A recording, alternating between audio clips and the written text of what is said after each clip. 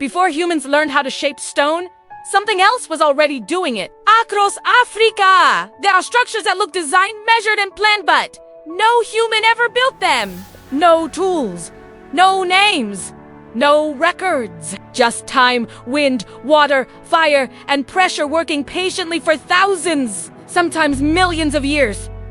This is not a story about ancient civilizations. This is a story about nature as the architect. And once you see it, you will never look at landscapes the same way again. Africa is often shown as a land of wildlife and ruins, but beyond the sandstorms, beyond the familiar images, the continent hides architectural wonders shaped entirely by natural forces. These formations are so precise that the human mind struggles to accept that they were never planned. They are monuments to a power far older and more patient than humanity. We begin in the heart of the Sahara Desert. In southern Algeria lies Tassili Nazir, a vast plateau of sandstone towers and art. Rising from the desert floor are stone pillars that resemble cathedrals, corridors, and collapsed temples. They were not carved by people. They were sculpted by wind over more than 20,000 years. Each grain of sand carried by the breeze acted as a tiny chisel, slowly wearing away the weaker rock to reveal the city of stone hidden within. The scale is immense, a silent metropolis covering an area larger than some countries. At first glance, the area feels empty, but look closer, and the rocks begin to tell stories. Painted onto the stone walls are images of swimmers, animals, and hunters.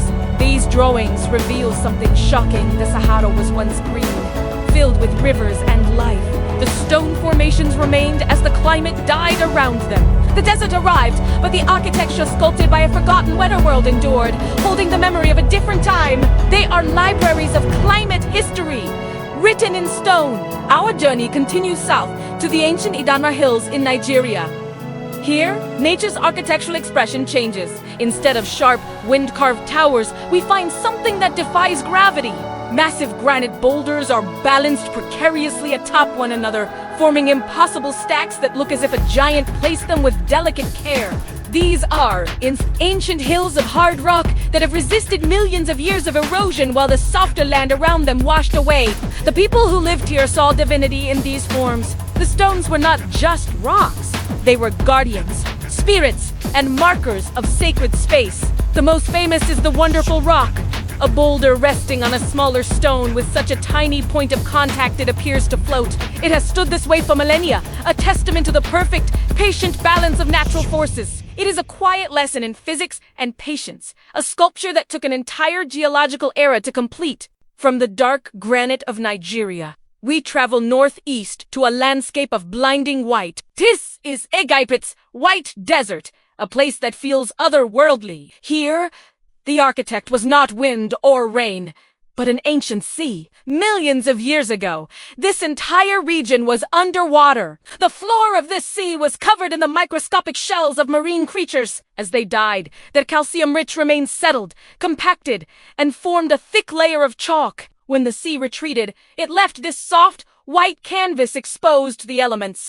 The wind, now the primary sculptor, began its work. It carved the chalk into surreal shapes that litter the landscape like abstract statues in a celestial gallery. There are formations that look like giant mushrooms, spectral figures, and smooth, white waves frozen in time. At sunset, the white stone glows with hues of pink and gold, transforming the desert into a dreamscape. It's an architecture of ghosts, built from the remnants of life in a long-vanished ocean.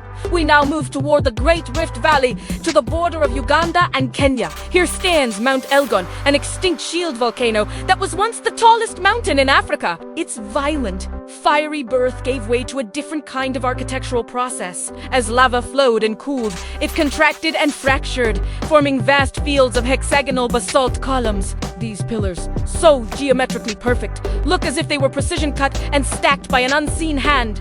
Water, the partner of fire, completes the design. Rivers and streams carve their way through the volcanic rock, cascading over the basalt cliffs in spectacular waterfalls. The Sipi Falls, for instance, plunges over a wall of these perfect columns, a curtain of water against a backdrop of dark, geometric stone.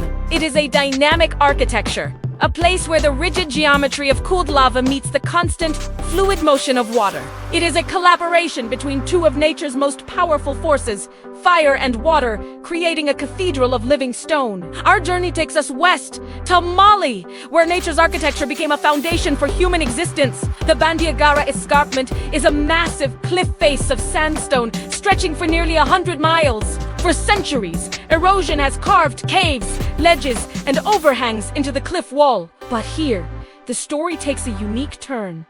Humans did not just admire this architecture, they moved into it.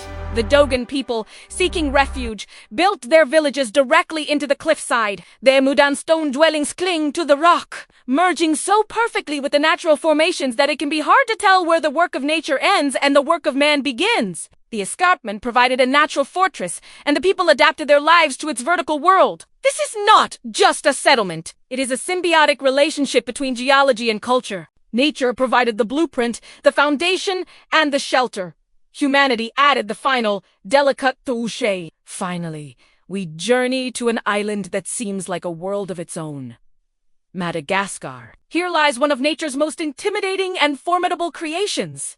The Singi de Bam. The word Singi in Malagasy means where one cannot walk barefoot, and it is a fitting name. This is a forest made not of trees, but of razor-sharp limestone spires. Like the White Desert, this landscape began its life under the sea, as coral and shell deposits formed a massive limestone plateau. But when tectonic forces pushed the plateau upwards, it was exposed to a different kind of erosion. Acidic rainwater. Over millions of years, the rain dissolved the limestone, carving a dense network of deep canyons, tunnels, and, most strikingly, a forest of needle-like pinnacles. Some of these spires rise hundreds of feet into the air. It is a fortress of stone, an impenetrable labyrinth that looks designed to keep something outdoor, perhaps, to keep something in. It is nature's most aggressive architecture. Beautiful yet hostile. From the wind-carved hulls of the Sahara to the limestone blades of Madagascar. These are the forgotten wonders of Africa. They are not monuments to kings or empires. They are monuments to time itself. They teach us that the forces that shape our world, wind, water, pressure, and heat are not just destructive. They are creative. They are patient artists, working on a scale we can barely comprehend. These landscapes are not empty.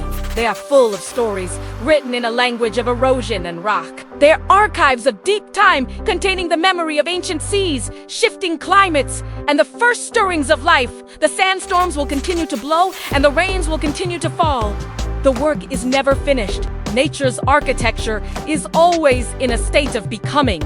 And once you learn to read its language, you will find that the whole world is a museum. And every mountain, every stone has a story to tell. Africa's wild heart is not just a land of animals, but a gallery of the Earth's greatest art. And it was here long before us, and will remain long after we are gone.